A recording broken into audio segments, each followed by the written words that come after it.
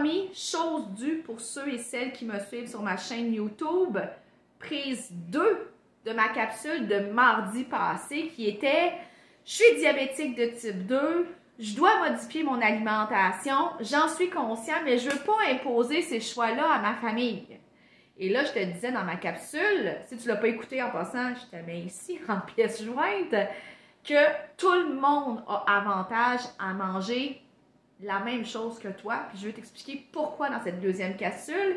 Et aujourd'hui, on fait le zoom sur les protéines.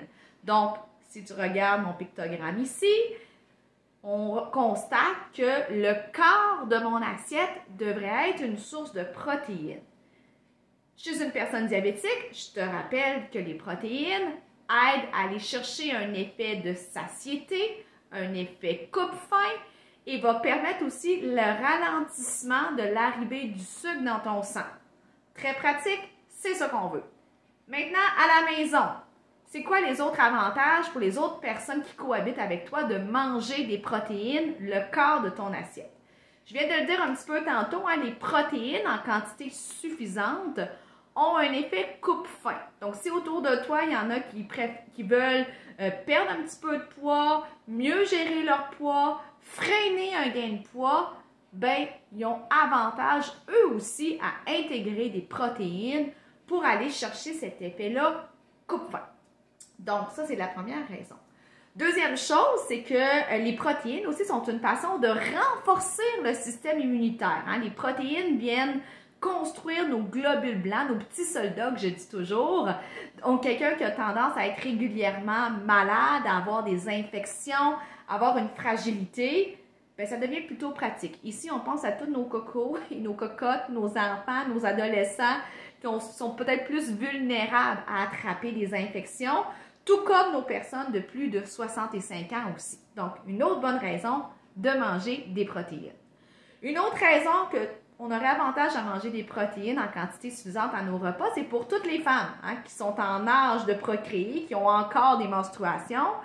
Bien, quand on est menstrué, on perd du fer via nos menstruations. Et le fait d'avoir des protéines à chacun de nos repas permet de faire le plein de fer aussi. Donc, c'est une façon peut-être de passer plus facilement à travers ces périodes hormonales-là également. Donc, et aussi, au niveau des protéines, il ne faut pas oublier que ça peut avoir un impact sur l'hypertension et sur le cholestérol. Pourquoi? C'est quand on mange des protéines, là, exemple, le quart de l'assiette ou la pomme ou l'épaisseur de la main, on va manger aussi du gras. Naturellement, dans les protéines, il y a une source de gras. Mais si je prends toujours une plus grosse portion que ça, parce que j'ai de l'appétit, parce que c'est bon, si je fais ça de façon répétée et chronique, c'est oui, je prends plus de protéines, mais je prends aussi plus de gras. Et une surconsommation répétée de gras, ben ça fait qu'il y a du gras aussi qui se ramasse en circulation sanguine, donc ça peut augmenter mon cholestérol. Puis si j'ai plus de gras dans mon sang, ben j'ai plus de petits dépôts. Et ça a naturellement un impact pour augmenter la pression aussi. Donc, quelqu'un qui souffre de cholestérol et d'hypertension a aussi un avantage à limiter ses protéines à un quart de l'assiette, tout comme la personne diabétique ou la personne qui veut renforcer son système immunitaire ou nos cocos aussi qui ont besoin de ces protéines-là pour assurer la croissance et le développement optimal. Donc, encore une fois, manger des protéines, le quart de l'assiette, c'est pas mal pour tout le monde. Et je te rappelle que le quart de l'assiette fait référence aussi à la paume et à l'épaisseur de ta main.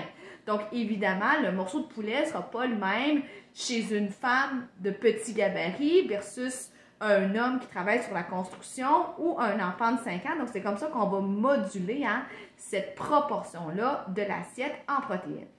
Encore une fois, j'espère que ça démontre que manger, c'est pas compliqué. Ça devrait être relativement simple. Tout le monde a un avantage à y faire. Dernière capsule que je te réserve, le même principe, les grains entiers, l'importance pour la personne vivant avec le diabète, mais pour toutes les personnes qui cohabitent avec toi pour avoir une alimentation au top. Donc, aime, partage, commente, abonne-toi si ce n'est pas déjà fait. Et c'est un rendez-vous, comme à tous les mardis, sur ma chaîne YouTube. Ciao tout le monde, bonne semaine!